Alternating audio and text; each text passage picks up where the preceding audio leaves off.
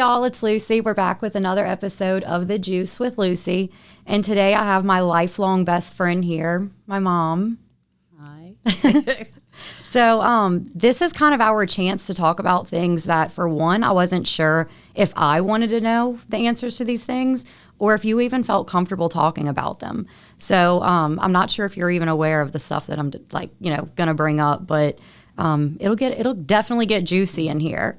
But first off, I wanted to talk back because on my first episode, I talked about how I got pregnant in high school.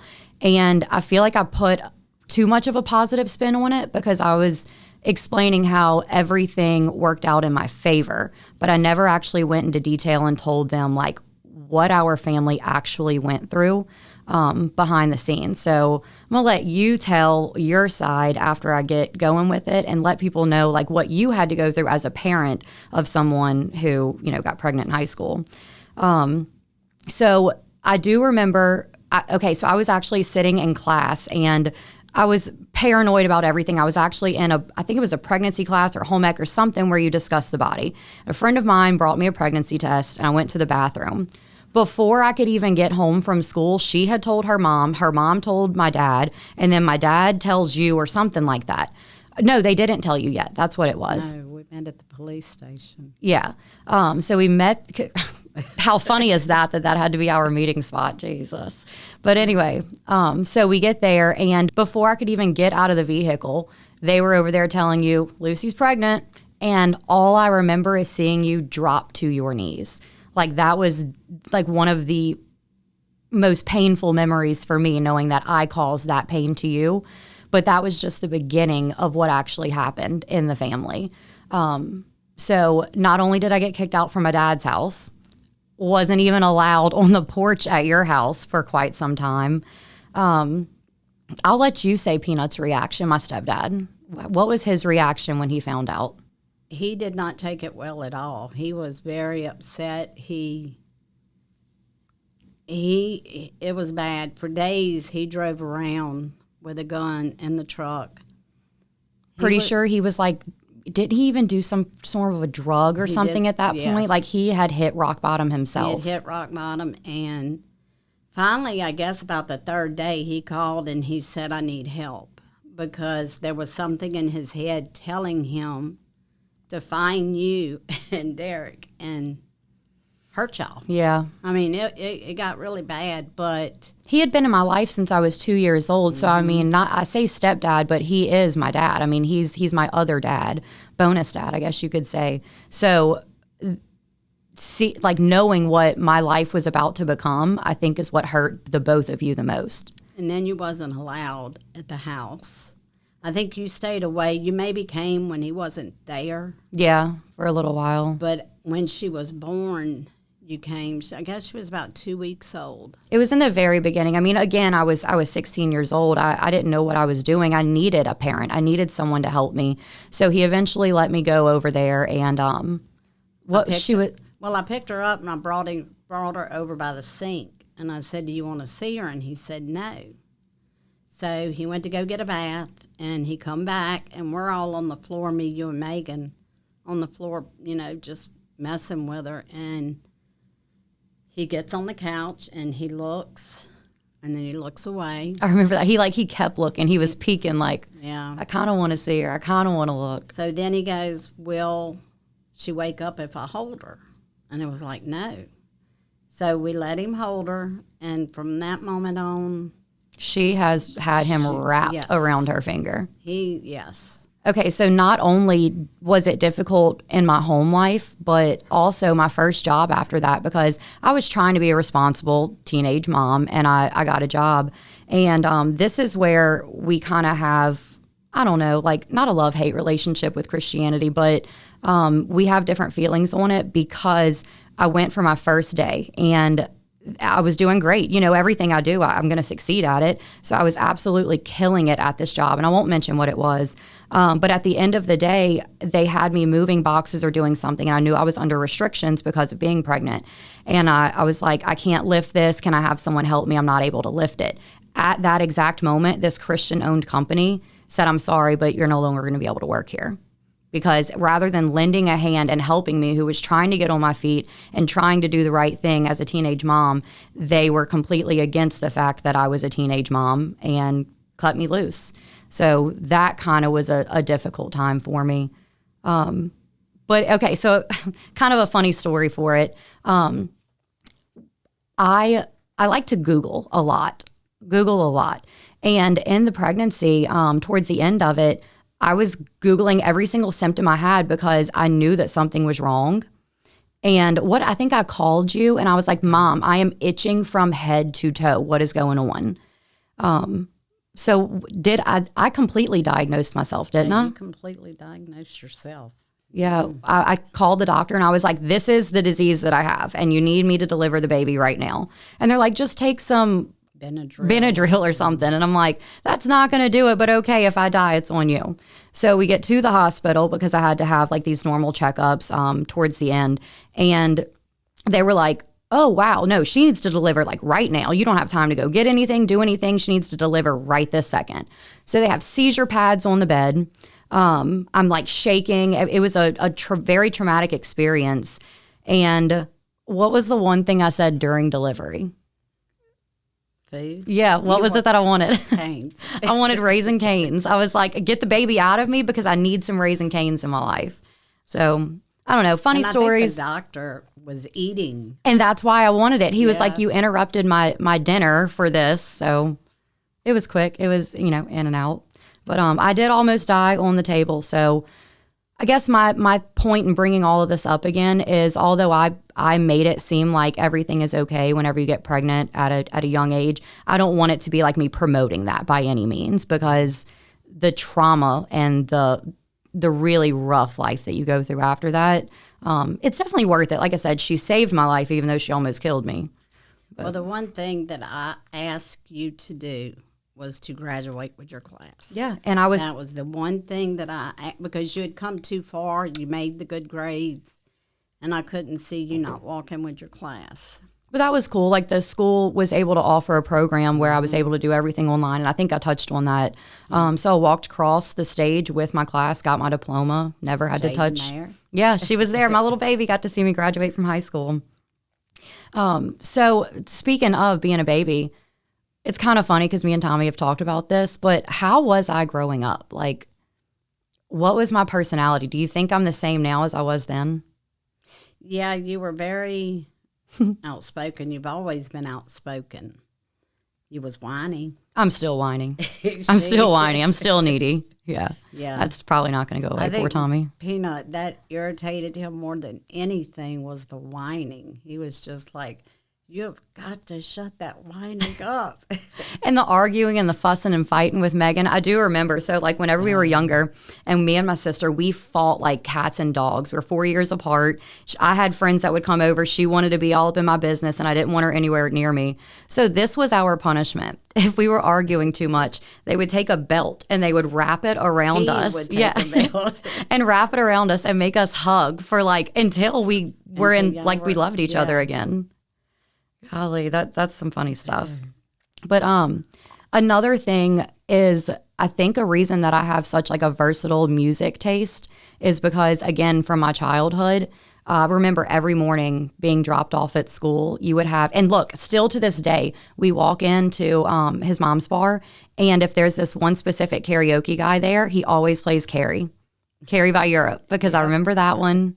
And what was that other one? Big, Mr. Big, To Be With You. Yes. Yeah. Yes. So that was definitely, I think, a reason that I have a very, very versatile music taste. And the dancing. I love to dance. Yeah, you taught me all of the line dancing. Never held back, though, whenever I was a kid. Y'all always had us right there in the middle of everything. Nope, y'all were there. We never hid anything from y'all. Yeah. It was, if we were doing it, y'all were going to see us doing whatever it was, because he just said, I'm not going to hide nothing. Well, that allowed me to like make the decisions on my own too, on like what I wanted. And by the time I was 21, my party days were pretty much over. I was like, I've done all of this before. Yeah, y'all's birthday parties They always turned into adult parties, or Yeah. I mean, not adult parties, like nothing vulgar or anything No, like that. But yeah, I got my hands on some alcohol, and I do remember the first time that I drank. I'm not going to say who it was with because I don't want to call them out like that. But we were at someone's wedding, and you were like, "Look, if you're here with me," I think I don't know, 14. Y'all don't judge it. My mom was there, but I was 14, and you were like, "Yeah, you can have a drink if you want one." I grabbed the wrong person's drink. And I vividly remember coming to you that night like I was dying. I'm like, what's happening to my body? Why do I feel like this? I'm sick everywhere. I know who's drinking. Yeah. We stay away from him now. We definitely stay away from him now. Okay, so another thing that I think is very similar for you and I is that we're really like laid back, easygoing people until you mess with us.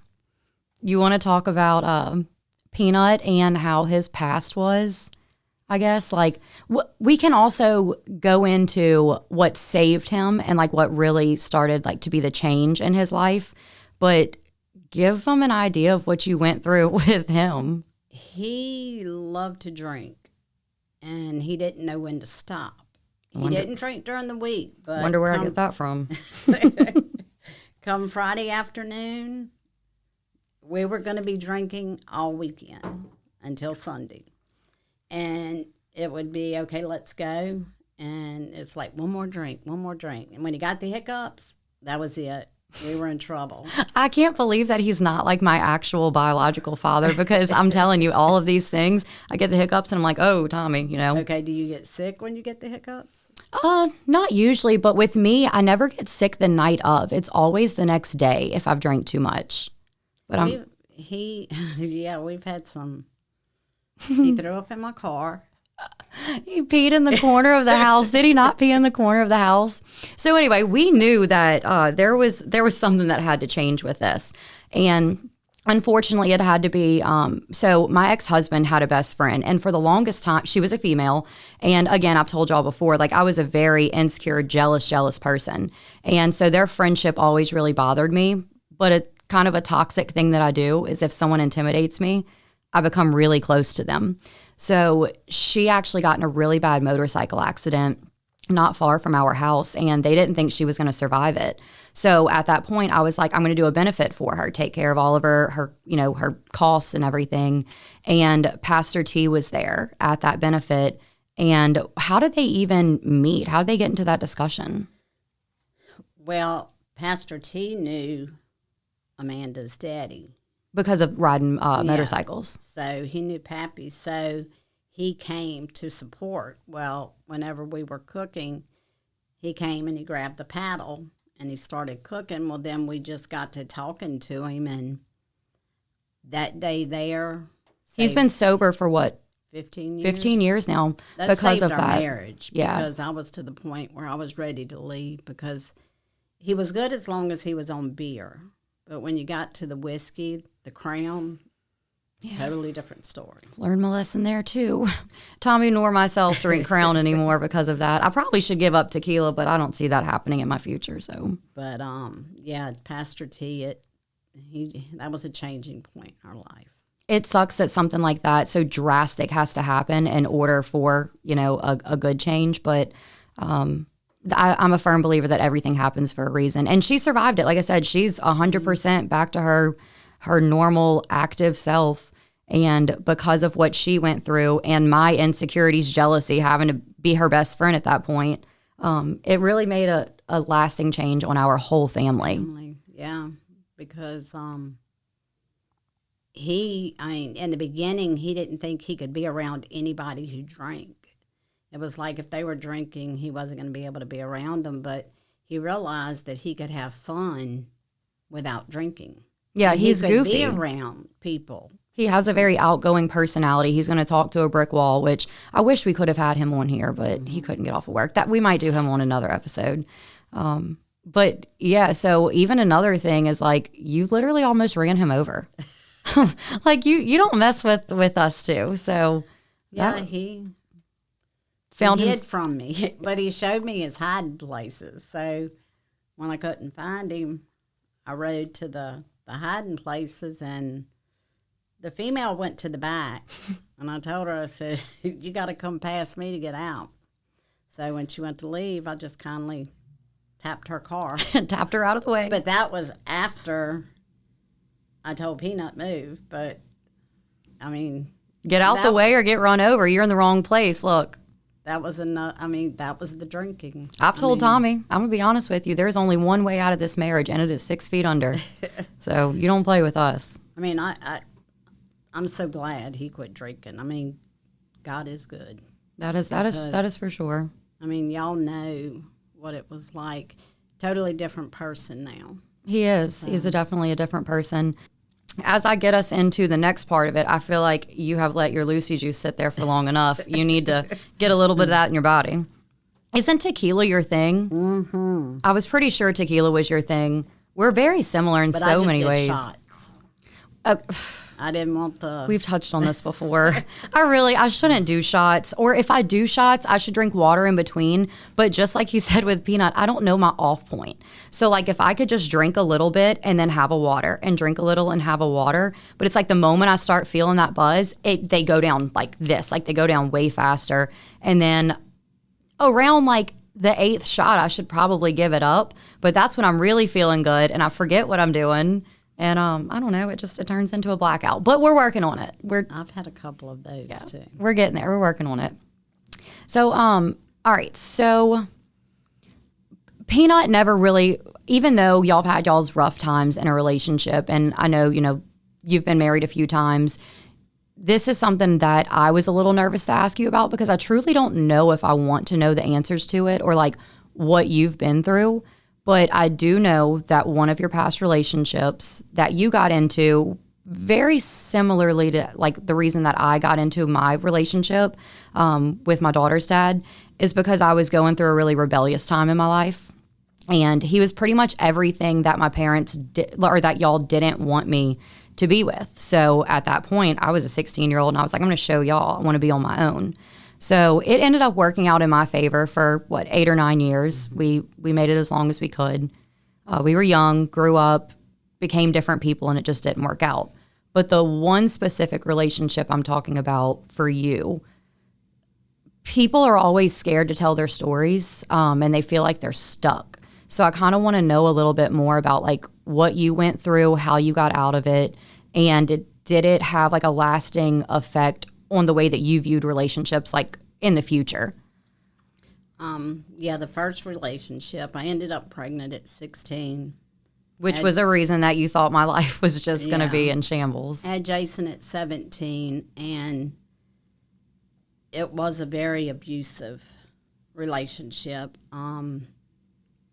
If he got drunk, came home, he'd beat on me. One place we lived, two places we lived, he locked me in so nobody could get in and nobody could get out.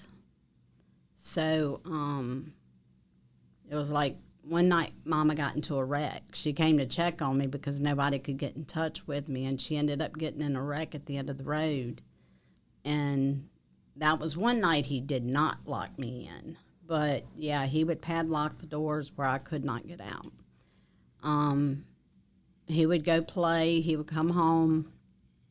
He was a musician, too. So yes. I feel like whenever sorry I interrupted, but I mean, I feel like whenever you were 100% in for this Tommy situation because I called you and I was like, look, again, we've already discussed it. The dude's short. He's got a beard. I don't think I can get down with it. I've seen pictures of the way that he used to dress, which we are going to touch on at some point. And I was like, he's just not my style. He's not it for me. But you said, does he make you feel happy? You feel good around him. And I never wanted him to leave my side. He became my best friend immediately. Well, it's not the looks. It's how they treat you. I mean, looks, it starts out that way. It starts out that way, but you can't go in a relationship about the way they look. It's how they treat you. If they treat you good, that's awesome. I've had guns pulled on me.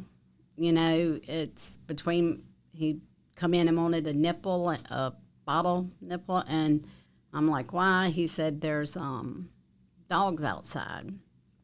Well, I said, I don't have any. Well, he put the gun between my eyes, and he'd put it on safety and off of safety. And I said, God, you get me through this tonight, and I'm gone. Well, then my dad and them found out, so then they came, and it was like my brothers would, it was just like a because you're the only girl. reaction. Yeah, I'm the you only have a girl, bunch of- so all the boys were there. And finally, I just got in front of all of them, and I said, go on and shoot me. Just get me out of this. So It's got to be hard, like, to be at that low of a point in your life to where you feel like the only way to escape it is death. it's, I mean, you get to a point where how much more can you take?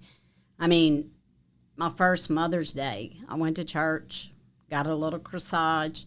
He had to go play music that night. Well, I couldn't get in touch with him. Me and Dad went down there. My daddy went down to where the car was parked, and he ended up pulling up, getting out of the vehicle with a bunch of girls.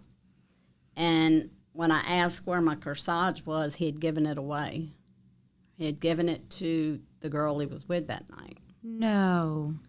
So then she got in touch with me, and he played music at the fire department. And she showed up, and she walked up, and she gave me the corsage back. He wasn't very happy about that, but... And then one night he come in, and he was drinking, drunk. He started hitting on me, and I told him, I said, you know, this is it. So he's like, take my boots off. So he got on all, you know, down on his knees and hands, and he put Jason on one side of the room where if I tried to run, I couldn't get him. Well, when I pulled the boots off, I yanked as hard as I could. He hit the floor. I ran. I got Jason, and I took off. So you literally had to grab your child and escape in the middle of the night. I ran, and I never went back. I was like, this is it. If you had to relive all of that over again, or I mean, not relive it over again, but like if you had to give some advice to someone that's going through an abusive relationship like that, like what would it be? Would it be the first time that it happens, or do you believe that you should forgive a time or two? Do you think people change? I mean, no. I think if they hit you, if they beat you once, they're going to, which, I mean, he was married before. I was never married to him, thank God. But his wife, his first wife, I mean, he beat her. He even cut her, you know, with a razor blade. So it was like I didn't know what I was getting into, but then later he beat on me and everything. Right. So he would make me do drugs. He would make me, and then he tried to make me do the needle one night. see, And this is kind of the reason I don't even cry on here. This is kind of the reason that I didn't know if I wanted to hear about it. Probably shouldn't have even brought it up. I'm good, though. Yeah, but just like knowing that that's what you went through and that was like your fear for me, that's like, it's a really hard thing to hear. But I mean, you've come out so on top from everything. Like you have a beautiful family, you have all the grandkids, and I mean, like you've really like been put in a better place. Blessed. I'm very blessed. I have 3 kids that I love, and y'all are, I mean, I love y'all more than anything. And then I have 6 grandkids. We have 6 grandkids. We have 4 girls and 2 boys. We're blessed. Everything we've been through, the drinking, what I've went through with my past relationships, I mean, I'm truly blessed right now. You are. Oh, I don't even know where those tears came from. I feel I didn't know it was going to hit me like that. And I mean, like I had an idea of like the things that you had gone through, but I guess like knowing how blessed I am in my marriage and knowing that like I'll never have to go through that. I have to say my kids, like Jason is not an abusive man. He's a big old teddy bear. Yes, he's totally opposite from, it's not his dad, it's not his father, it's just. He's a person. He's a person. But I mean, he's good. And then you and Megan, I mean, y'all are awesome. Y'all's husbands treat y'all good. Look, I've done some crazy stuff in my life, and I haven't always been the best person. And I tell people all the time, I don't know how I was blessed with the husband that I'm blessed with. Like, I really put him through it. Don't get me wrong. I put him through it, and I don't know how he sticks around. But I'm very, very lucky because there's so many people that get themselves into these situations that they can't get out of. So I guess what you're saying is don't put up with it. Don't put up with None it. of it's worth it. If somebody hits, or if somebody beats you one time, or if they lock you up where you can't get to anybody, leave, because it's not going to get any better. I mean, you're either going to end up dead, and that's what I think. If I would have stayed, I think he would have ended up killing me. I mean, the alcohol, and just the type of person he was. I mean, I didn't have to do anything. I mean, if he come in drunk and he thought somebody had been there, I was going to get beat. Did you have trouble getting into another relationship after that one? Like, do you feel like it kind of gave you like a sour taste in your mouth? Considering what you went through, sour taste is nothing even comparable. But a sour taste in your mouth where you didn't want to jump into another relationship or trust anyone again? Did it make things difficult? I didn't date for a long time. And then I would have rather been single until your dad come along. And he passed by where I worked. And that's how, I guess, he seen me, and he came in. And he's the first person that I actually dated. And then here I come. I was totally an accident. I wasn't supposed to be here, but thank God that I am. No, I don't think your daddy wanted kids. He didn't. He's told me that before. And if you're out here listening to this, I am going to say it. Not necessarily that I was a mistake, but he had dreams of traveling the world and doing, all of these incredible things. And when you have kids, sometimes that puts a little halt on it.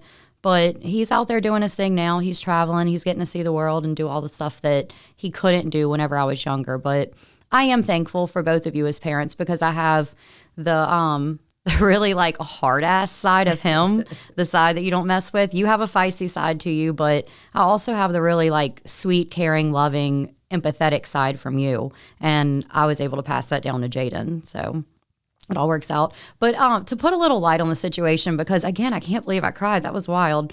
But I am the favorite child. Let's just go ahead and put this to the world right now. It's always been a debate, but I am always going to be the favorite child. Megan, Jason, y'all are listening to this. The other two say, yes, you are my favorite. They agree. They don't like it, but they agree. But as Mama said, here it comes. I've heard this a million times. When I'm with you, you're my favorite.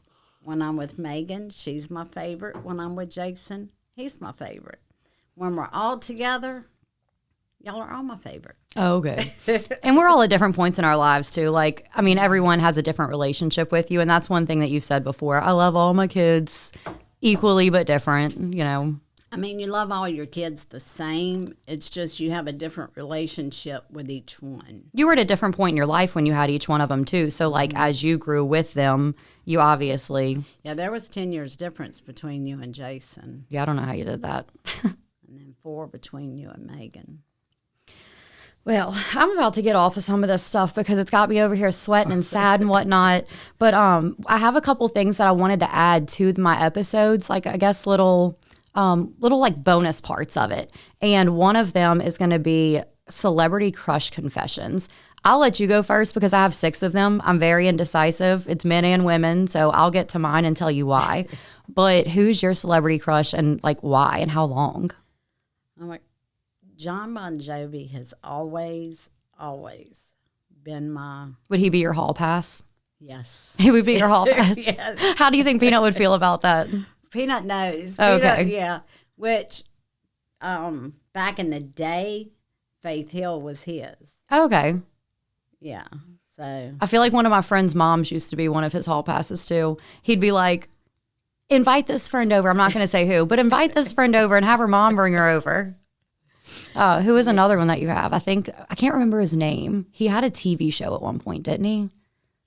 Like Rock of Love or something. Bret Michaels. Oh yeah, Bret Michaels. Yes. See, I can't really get down with that one. He's just not my style. Oh, Bret Michaels. Not very cute to me. Are there any like Those- girl crushes? Because you have to say a girl crush because I'm going to say two of them and I don't want to look crazy. Crush. None that you can think of. I can't think of any. Okay, well, Not right now. Let me. let me go through my list of celebrity crushes and I'll tell you why. And again, there's 6 of them. And Okay. Tommy. Oh, Tommy. Tommy. Your hall pass? No, crush. Okay, Mom. I was like, oh no, we are not going there. Pass. No. Get out the room, Tommy. Get out the room. We're not about to have you around here. Okay, so let's start. I have Riley Green, which I actually might get to meet him sometime in January. And if so, Tommy tells people on stage, I'm going to have people help me hold my wife up because I don't think she'd be able to actually handle meeting him. I don't even know the reason why, aside from, Tommy, close your ears. Just close your ears. Aside from the obvious, like he is what I would have typically gone for. Like when I met Tommy, he was shorter, he didn't look like him. And that was what I guess I had like modeled my guy being around. But I also liked him whenever he first came out with like his original music way back in the day. I found him whenever he was just coming out on YouTube. So I feel like I am his number one diehard fan. Like I had you and the other people didn't care. So definitely Riley Green. Jensen Ackles from Supernatural, and I've yet to decide if it's because of the car he drives or because he eats cheeseburgers every day, and so does my husband. Like I feel like there's a little bit of a comparison there. I mean, a relative thing. I don't know. Words aren't working for me right now. This one, okay, so we're watching this show called Arrow, and his name is Steve Amell. I can't even say his name, but anyway. So he's obviously an attractive guy. Tommy has even agreed that he's an attractive guy. But on the show, he has like the full 6-pack thing and like the buff body. And that's not it for me. I'm going to be completely honest. I don't care for the 6-pack. I don't either. I would prefer a dad bod. Yes. And I don't know if it was like I reached a certain age and maybe I'm getting older and that's why I like the dad bod. But I liked him a little bit, and then I started following him on social media, and that's whenever he became like my favorite. Last one for the guys is Ryan Reynolds. You know who that is? Mm-hmm. Deadpool? Yeah. And I think it's his dry sense of humor. Like he's very literal. Oh, what was it? There was one thing that he said in a movie. It was like, I'm just going to say it. Someone said, fuck you to him. And he said, sorry, you're not my type. So like he's funny. He's got it. And him and Blake Lively have such a cute relationship. Like they're constantly bashing each other on social media. And I just think that's cute, like to go hard with each other. As far as women, you said you do or don't have one? I can't. You know who Scarlett Johansson is? Yes. She is just like perfection. Yeah. And Ana de Armas, I might not even be saying that right, but she has an accent. And I think I've developed a thing for accents over time, too.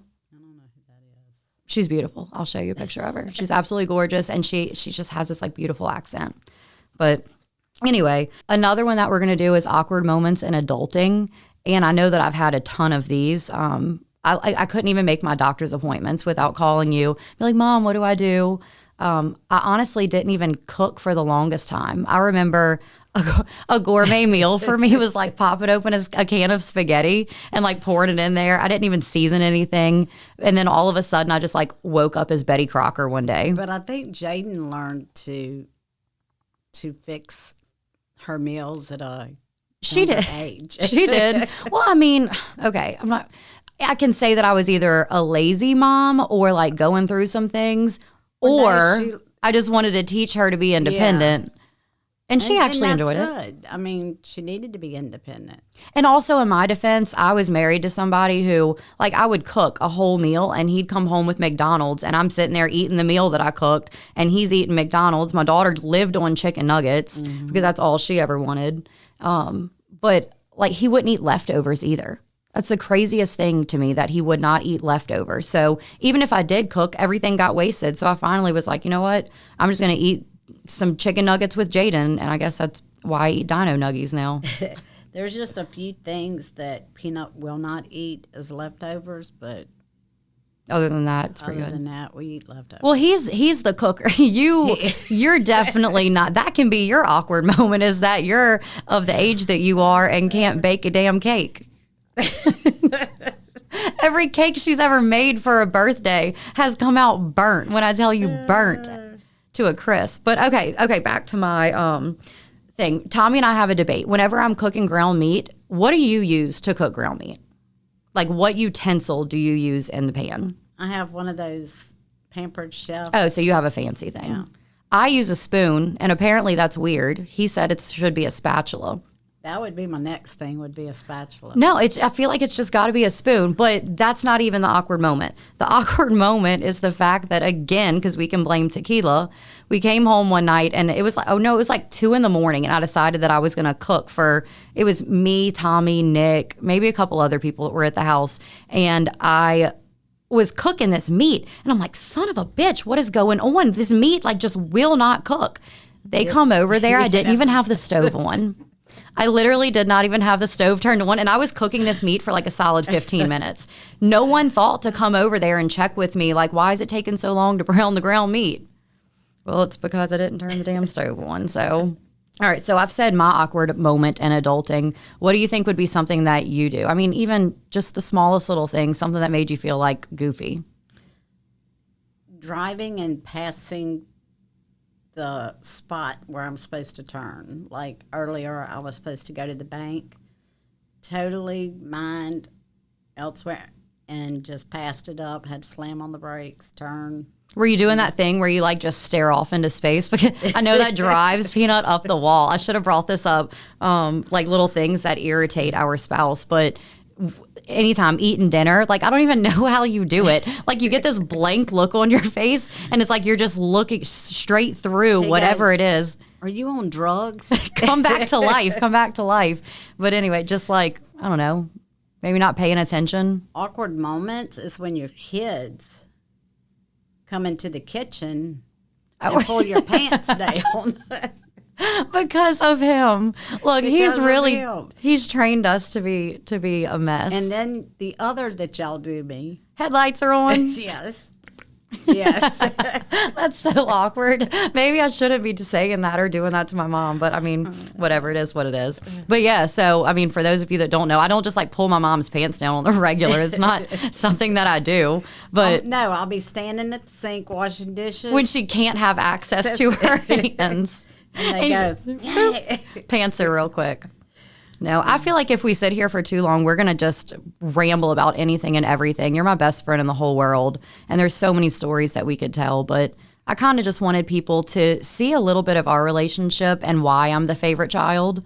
And also hear about the stories that you had to tell and how you never feel like you're trapped in life. Never settle. Never feel like there's no escape or no way out. No matter what. Even through all the rough times with me and Peanut, we're going on 29 years. Which is insane to think about because that reminds me that I'm 32. Yeah, you was 2 years old when we got together. You know, so, but if he wouldn't have quit the alcohol, I don't know that we would still be together, but, I mean. Everything happens for a reason. Yeah. Well, I guess that's it. We're going to wrap up this episode with my mom. It was fun, and I guess if you liked everything, I have all of the social media platforms. You can go follow me there. And if you did not like it, not my problem. What's wrong with a little bit of crazy, a little bit of wild side?